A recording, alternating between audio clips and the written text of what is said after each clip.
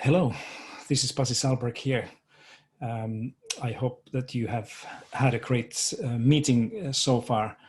I came to talk to you about something that has probably bothered most of us during the last 6 months.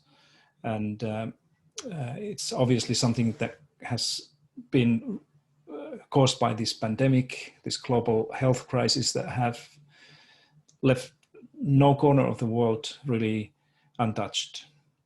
And some of those things that we have been particularly concerned about are the social isolation, social distancing, and loneliness, lack of relationships that we adults and particularly our children have been missing during the many months.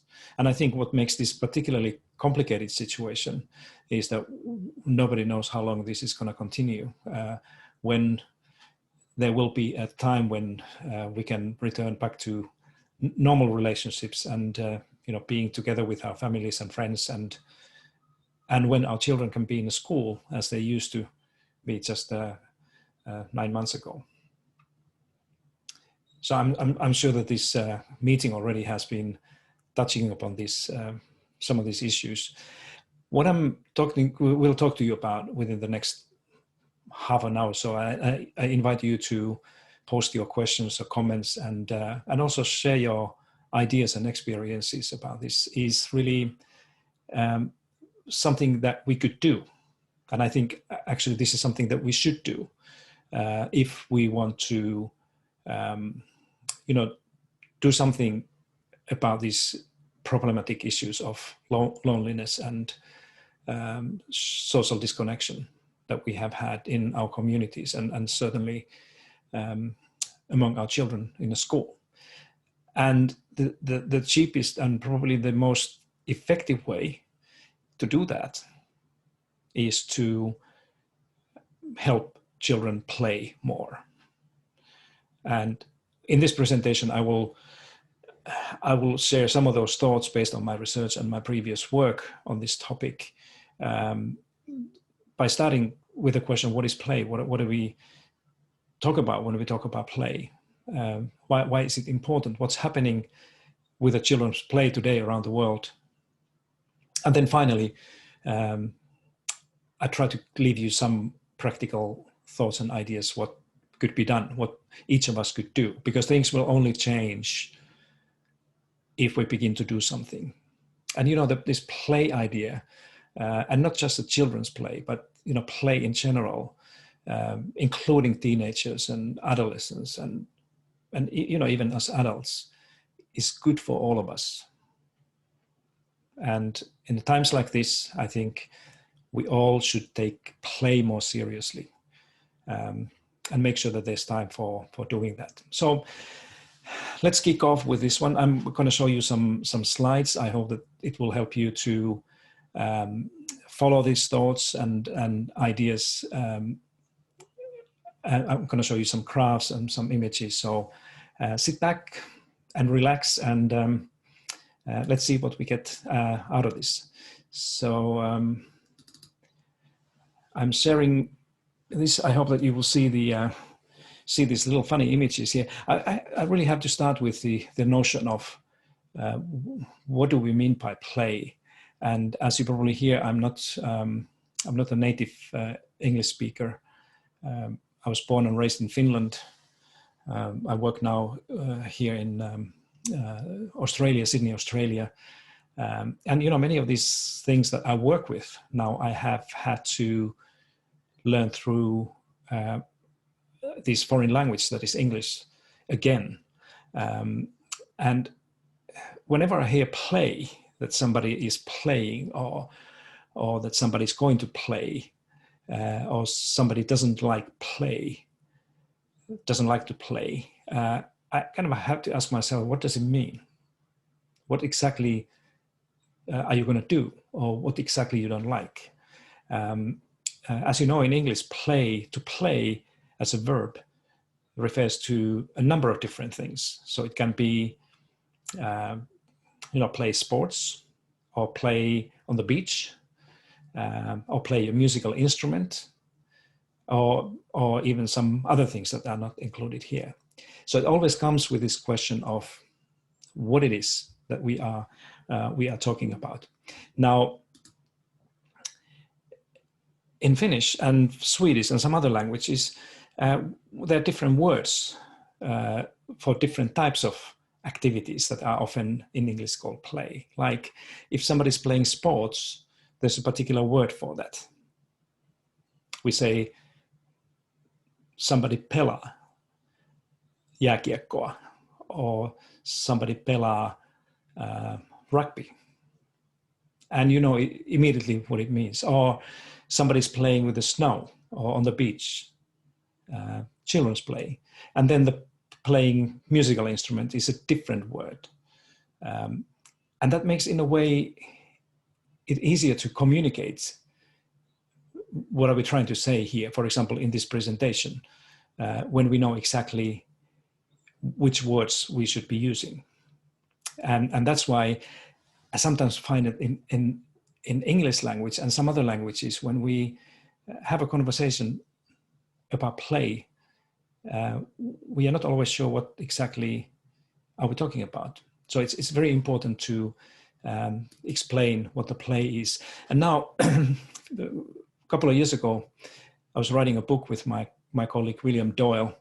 The book is now published, called Let the Children Play. And one of the first questions there we had was that, what is this play? How do you define that? And Bill is an English speaker from New York, and I'm a Finnish speaker I was in Helsinki that time. And we had a hard time to, get in kind of a common understanding of what it is. We concluded that defining play is as difficult as it is to define something like love. That when you see something like that, you know that there's love between two people. When you see children playing or adults playing, you know that there's a play going on, but it's difficult to turn this into the words. So we came up with the definition that includes 3 ingredients. So if somebody's asking you that, what do you mean by play? What is it? I think the good answer is that it's hard to define, but it often comes with the understanding that it's a play, is an activity that is driven by the intrinsic personal motivation, interest to do something, and it's an active participation in this activity, and it often comes with the positive emotions, joy and happiness. There are some other things too, but briefly, this is how play is defined in our work, and this seems to be a kind of a common way of understanding play in the literature, for example. Now, we all know that there are different types of play. That it's very difficult to just think about play as one type of thing that people do. There's guided play and free play. Guided play is something that comes with the guidance from somebody else. Often it can be a parent or a teacher or adult, or it can be just the rules and regulations, guidelines, what to do and what not to do. And then there's a free play, or there's an intellectual play that is more like playing with the ideas, concepts, words, ideas. And then there's a physical play where people who play, they actively engage in sport, for example, is a good example of this. There's an indoor play that takes place inside the house or school, and then there's an outdoor play. Or then there's an individual play, somebody is playing alone with toys or with ideas, or it can be even a digital device. Or then there's a social play where the people are playing, sharing the experience. Now, about a month ago, we lost somebody who has been one of the strongest advocate and outspoken champion of play, Sir Robinson. Sir was a friend of mine. His work meant a lot to me, and it means a lot to me. And I think that we all have to honor and remember Ken's legacy. So I'm going to just play you a 1-minute clip here where Sir Ken is explaining why play is important. Hello, it's Ken Robinson, and I've been talking today about the importance of children's play. I think it's very easy with all the pressures on parents and schools just now to overlook how important play is, particularly for young children, but not only, I mean, all the way through their growth and development. Play is one of the most natural ways in which we learn about each other, we learn about the world around us. It's one of the most important ways that children learn about the relationship with other people, about the kind of rules and ways in which they can connect to other people and explore their own imaginations and develop all kinds of physical skills too. I think it's a really important part of the education conversation now that we should see that play isn't a waste of time, that playtime is important in the school day as well as after school. So I really do encourage you to get involved in this conversation about where play is now, why some people are playing less than they used to, and there's a big concern about that. The kids are spending less time outdoors. But to recognise that play is central, that playtime is not a waste of time. So here we go. Let's remember Sir Ken's words. Playtime is not the waste of time. If you take anything out of this, my short presentation here, remember this, that playtime is not the waste of time. We need to keep in mind that it's a very important part of all of our lives, particularly in times like this. So let me take the part one here. I have three short parts in this presentation, and then the conclusion. The first one, Ken was mentioning that the children are not playing as they used to. So what do we actually know about that? What's going on in different countries? So I'm looking at the state of play here. The first conclusion among basically by anybody who is working in this area of play, children's or adolescents play, has come to the same conclusion that the children today play less than they used to. I haven't met nobody yet who would say that in general there's more playtime, there's more outdoor play, or any type of play today than before. In our own research, this is Australia, 85% of parents that we surveyed about 9 months ago, just before the pandemic, said that if they think about their own childhood when they were children, that they feel that their own children today play less and often much less than they did. So there's this type of evidence that comes from parents' own experience that there's something has happened to children's time to play. Lego Foundation, that is doing a lot of advocacy work in this area, came to the same conclusion. About 2 of 5 parents in 2 years ago in this Play Well report by the Lego Foundation said that they think that they don't have enough time to play with their children. And more alarmingly, 1 of 5 children in this international survey that surveyed a number of countries said that they're too busy to play. Can you imagine that children are too busy to play? They have too many things to do. Again, this is from our own research and survey in Australia. The good news is that most parents, almost everybody, understands that play is important. It has the benefits for children. It's often physical development or well-being overall. But then just half of the parents here in Australia would like to see more free time for play or play breaks during the school day. That many parents here still seem to think that when the kids are in school that they're there to learn, not to play. And there's a wide understanding also that the early years of schooling, primary school, and certainly early childhood education should be primarily based on play. Then the other one comes when it comes to the more closer to the question of why children don't play. Look at this. 92% in our survey, 92% of Australian adults, most of them are parents, think that it's somehow related to the technology or digital devices and social media that is keeping children indoors and away from playing. And vast majority of adults here in Australia also think that the technology and devices create a kind of a distraction for children to do something that would be healthy and meaningful for them. Of course, this is something that is much researched around the world. But let me stop here. Normally, in a webinars or medium like this, we don't do this. But I would like to give you just a short moment to think about, why do you think that children don't play today as they used to? Just sit back a little bit, you close your eyes, and think about, what would you say is behind this?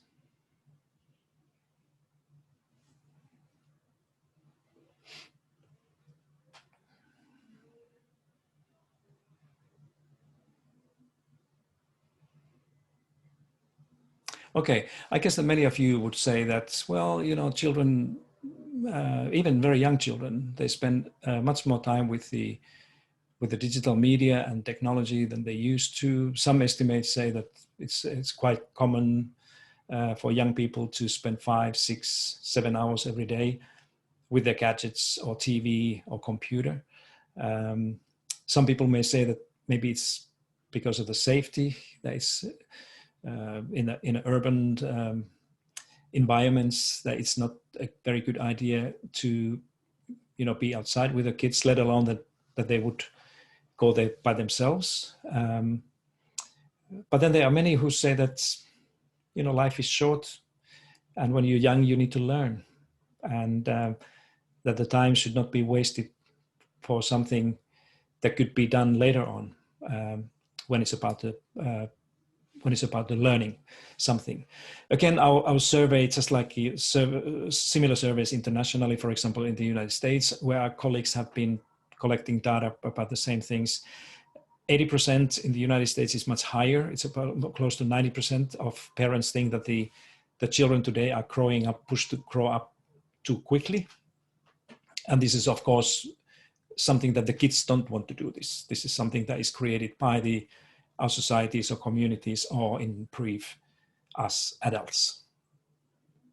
And, without knowing what you think, but we have 2 young children here in our family, and I wouldn't like to see them feeling this way, that they have to grow up, they have to become older and adults-like sooner than they would be ready to do or willing to do. So that's why we have to be really mindful with this thing. Well, the question why children play less than before is partly also linked to the education. So I'm going to show you something that many of you have seen before. Every year, about this time of the year, the OECD publishes the Education at a Glance report that shares the statistics of this and that in different OECD countries and some partner countries. And one of these interesting statistics refer to how many hours of schooling children must have in primary and lower secondary schools in different countries. And I'm always kind of struck by this difference between countries that you can see in this graph. So the blue bars that you can see here refer to length of kind of a number of compulsory lessons in primary education. And again, there, the countries are very different depending on where you are. Our children are here in Australia in a primary school, where you can see that Australia has one of the highest number of intended teaching for children of any OECD country, compared to Hungary or Finland, where we came here from. Okay. Then we put the lower secondary school here. So we are talking about children before they are about 15 years, 14, 15, 16 years old. And the world is very different regarding this. And of course, if you happen to be a child in a country that is in a lower part of this chart, Australia, Netherlands, Denmark, US, Israel, it means that it looks like your daily life is pretty much occupied by going to school and probably spending a lot of time with the homework.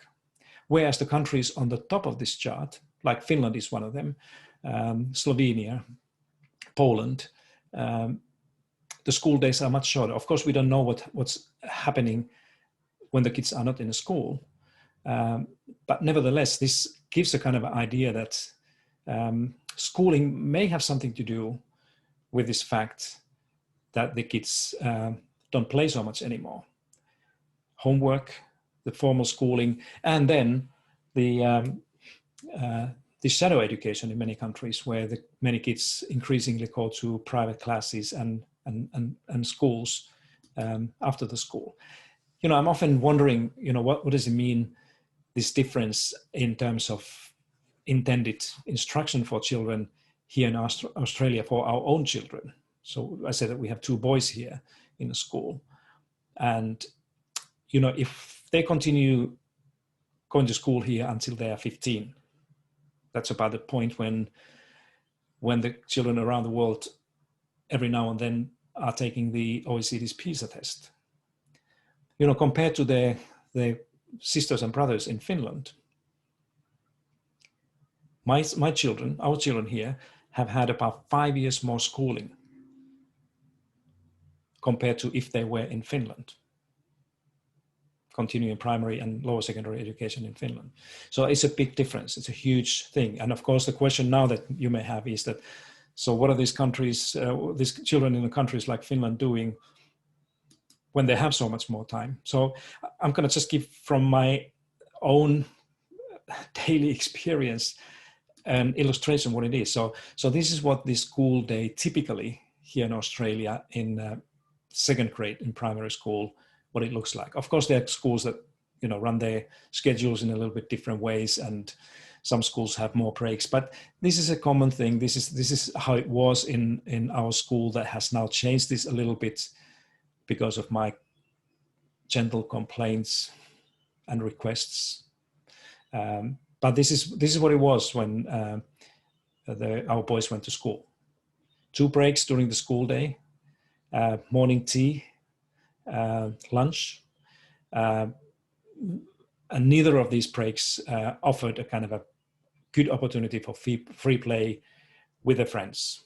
So this was the play was pretty much squeezed out, and it is in many schools here and around the world from the children's lives. It's mostly things that they do with the adults. This is where our boys came from. This is the typical 1st or 2nd grade school day in Finland. 45 minutes something. This is just an example what you see here. 15-minute break. 45 minutes something else. Then there's probably a lunch break that is long enough to give children time to be by themselves and give them time for free unstructured play. Then a 45-minute lesson of another thing, 15 minutes for play, and then the last lesson is normally ending the school day around 1 or 1:15. And there's a lot of time in this culture for children to play. Okay, so my point here is simply saying that maybe there is something that we can do through education by thinking more carefully what the school days look like, whether we can or could have more opportunities for children to play, even within this Australian or similar structure that you see over here. So let me speak briefly about the power of play. That is another important thing. This is an answer to the question that why play is important. Why do you think it's a good idea that children should play now when the schools are when the children are returning back to school after the months of closure? So this is something that goes without too much doubt. There's a lot of research during the last 40 years really about the different benefits that the quality playtime has on children. And of course the physical development is the most obvious one. The physical activity and physical play is good for children. We all know that. Any parent would know that it's good for kids to move and play and practice and exercise. But the play also has obvious positive benefits on the social development, the communication and collaboration and conflict resolution, for example, solving problems when the kids are playing. Emotional development is extremely important. It's probably another obvious thing that when the kids experience play, they can develop their their feelings and joy and resilience and many other things. A lot of research is showing this. But then we know now more better than before also the positive impact of play, quality play on children's academic learning or cognitive development, if you wish, including mathematics and science and languages, speaking and communication. Executive functions is an extremely important area that the play has a positive impact. So if you want to read more about specific studies or how this is done, I'll recommend you to go to take a look at the literature on Playbook, where we have reported a lot of these things. So, this is the younger one we have here. This is not like this anymore, but this is a few years ago. And I'm showing you this picture because many children sometimes look like this. And it's obvious that when the parents are having a child like this, it's a kind of a idea that, is there something wrong? What's bothering him? And if you don't happen to be a medical doctor, the thing you do is you go and see one. And oftentimes, most of the times, it happens that the good pediatrician can tell you pretty quickly what's going on, and she or he will ask you to do the ABC for the period of a week or so. And then he will be fine. And this is exactly what I do. This is exactly what I've done. And this is exactly what most of you have done as well. When the doctor orders, we'll do it, because there's nothing more important than getting your own child healthy. Now, I'm showing you this because this is a lead to one of the important notions that I want to make in this presentation, is that the most interesting and most powerful evidence or advocacy for children's play, that we have to return the play back to children's lives, doesn't come from early childhood educators or researchers like me or psychologists. It comes from pediatricians, children's doctors, who have now for the last 10 years really raised their voices in different platforms and media about the importance of play. And for the book that you see here, where we have an honor to have Ken Robinson's forward, we interviewed a number of pediatricians in the United States and around the world to hear what they have to say. And I'm going to show you here just the 3 examples what the pediatricians in the United States collectively decided to speak out a couple of years ago. So this is from the work called "The Power of Play," that was produced by the American Academy of Pediatrics. The power of play, and these are some of those things that they kind of insist people to take seriously. And by people, I mean here people like you, school leaders, leadership folks, policymakers, teachers, and also parents. And just if you read this, I'm not going to read them again because you are all able to read. But if you read these ideas that the pediatricians are telling us as doctors' orders, and assuming that we take these orders as seriously and literally as we would take any medical advice that they make, I think we have a lot to think about here. So the pediatricians emphasize the overall importance of play in children's education. It's not just their life, but education. They also emphasize the importance of play in the lifelong development and success of children. It's not just something that is good for the day or for a month.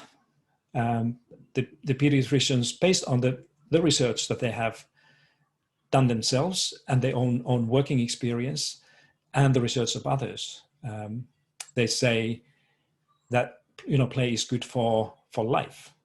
That it has lifelong impacts on people if they play and learn to play when they're young. And then finally, this is my last one here. These children's doctors also emphasize the importance of recess during the day. Remember this previous image that I showed you, where many of the school days are now kind of they have abolished, pushed out the recess free time. Now the doctors are ordering us to bring this back, to make sure that your school day has enough free breaks for children. And free breaks, recess means that it's free time for children, not extracurricular stuff, not practicing something else. Give this time to the children and let them decide, how to spend that. So this evidence, this call comes from children's doctors, and I think we should treat this as we treat their advice and orders when it concerns the medical condition of our children. So I'm going to show you a little clip, and we're coming towards the end of the thing. And this is from China. There are, a lot of interesting things happening around the world. That's a kind of a positive thing. I've spent a lot of time in Scotland, Finland, of course, the United States in different parts, different schools, Canada, here in Australia, New Zealand, many places. But this is one of those very interesting things in Anji, China. So I'm going to show you this. Sit back and relax, couple of minutes, 3 minutes, and you're going to see something very different that you wouldn't expect to see from China. And I'm showing you this because this Anji play idea is something that is spreading out in China now and becoming almost like a mainstream approach of young children's education. So we're looking at the very young children here, but this is the same idea that can be seen in different levels of education. So let's take a look at this.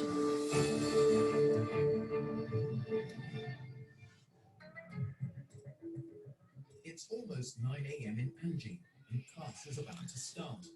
But in this kindergarten, children won't sit in front of a blackboard. They spend their mornings outdoors. After a warm-up, it's time to build. We are building a shop, a coffee shop to sell tea, pudding, and cakes. The teacher told us to build whatever we want the way we want. In Anji Play, children from 3 to 6 choose how they play and with whom. They can do things other preschools won't allow, like painting real cars. The concept, called True Play, was found by Chen Shuixing 15 years ago.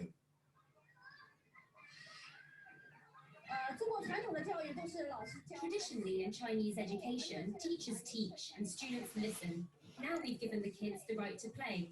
They're free to move from indoors to outdoors. Our children are happy, and I think happiness is very important in life. They can also focus on a task. They need it during the games. It's a valuable asset for their future studies. In the playground, teachers film every child during the activities.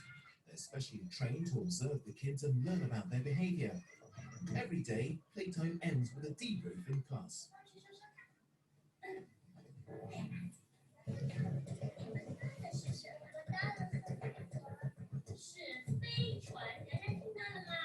They want to explain what they're doing, and they do so with confidence, because it's something they've experienced. It's also something which develops their language skills. What's more, during the construction process, they encounter problems, like mathematical problems.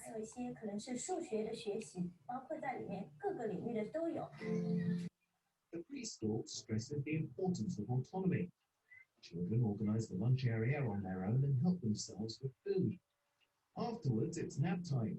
Soft music helps them relax, and in 10 minutes, all is quiet in a school of 500 pupils. The Anji Play concept is attracting lots of attention across China and even in the United States. This year I went to San Francisco, Boston, and Madison. In Madison, there's a kindergarten for disadvantaged people, mostly Afro-Americans. They really want to implement Anji Play in their school. But in the beginning, Mrs. Chen had a tough time convincing Chinese parents. They were afraid of the dirt and the risks. It took them a while to realize the benefits of learning while playing, especially for a generation of single children.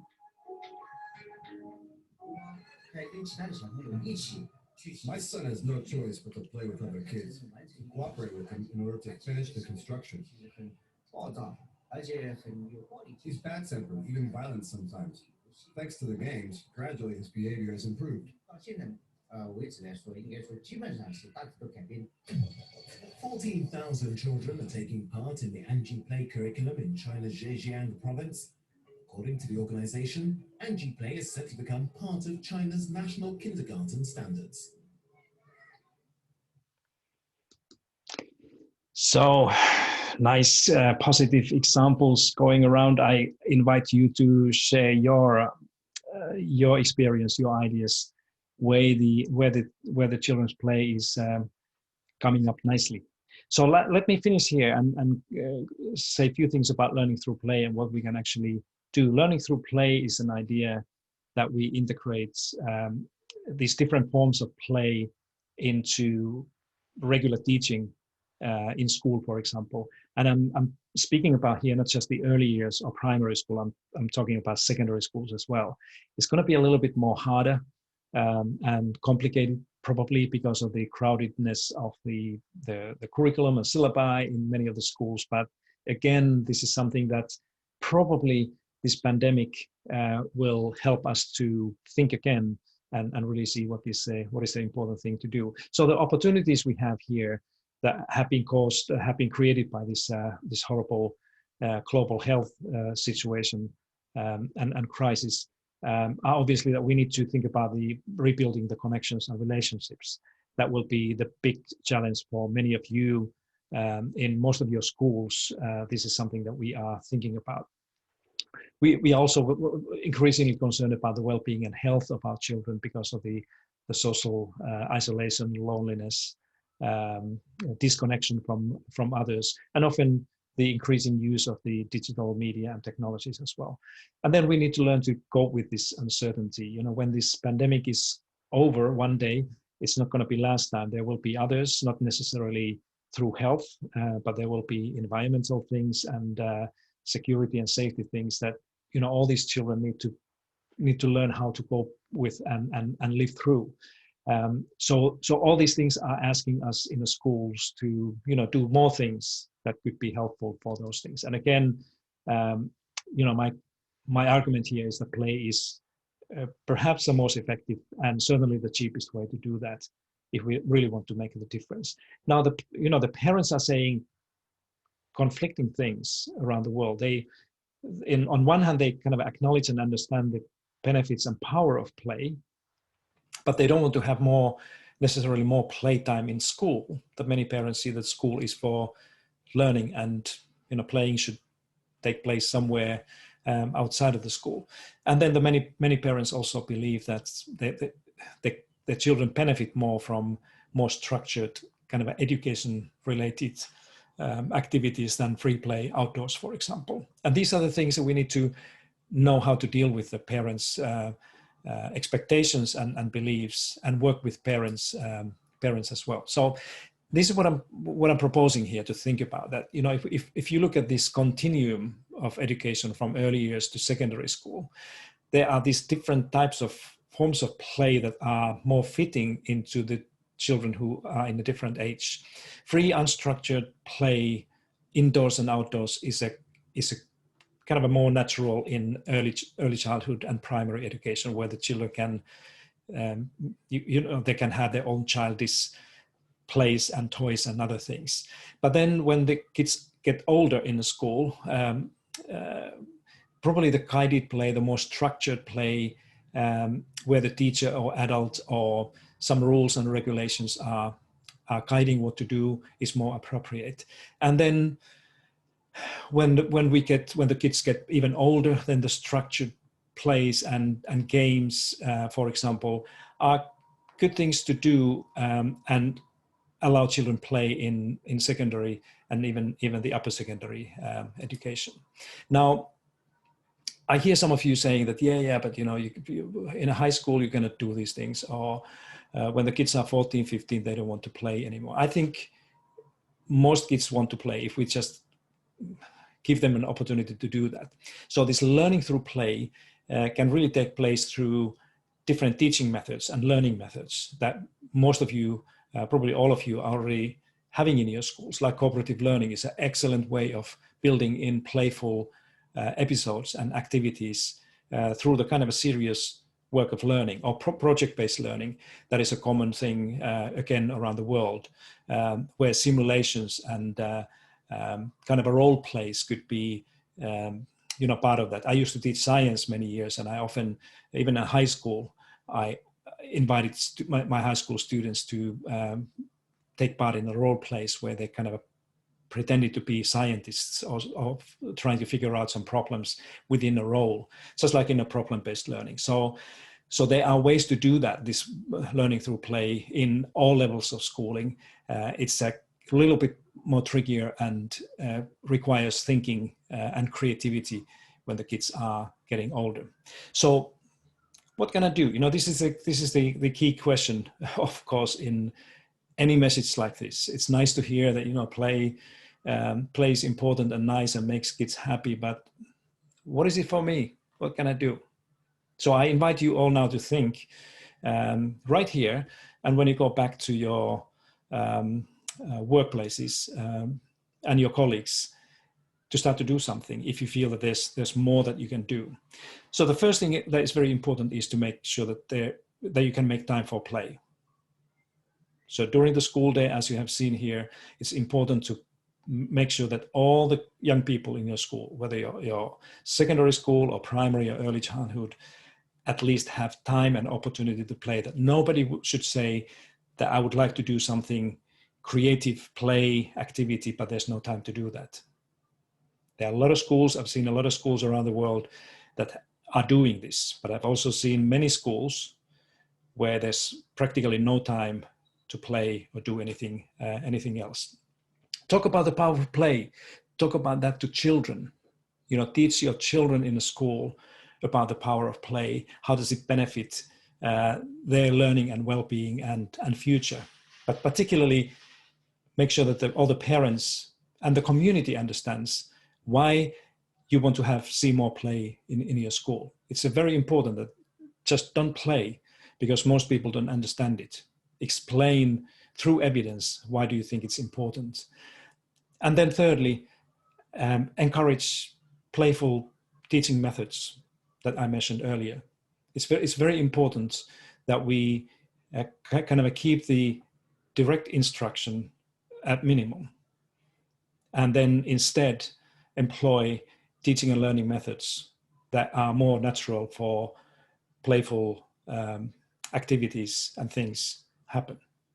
So these are the three things. There are many others, but I just want to show you these three things. And with this one, I want to thank you very much. I hope that you have enjoyed this monologue. I would much rather sit in the same room with you and look at you and see how you react to these things. But it is what it is. That's what people say. So now, if you have any comments, any questions, share any ideas, it's very important that the ICP network also make sure that we learn from one another and help one another to move forward. If you have a solution to any of these things, how to move forward, don't hesitate to share it with others through the medium that we have right here. So thank you very much. Have a wonderful rest of the meeting, and most importantly, keep your schools safe and healthy places for kids as long as this situation continues. My name is Pasi Salberg, and it's been really a pleasure to talk to you today. Bye-bye.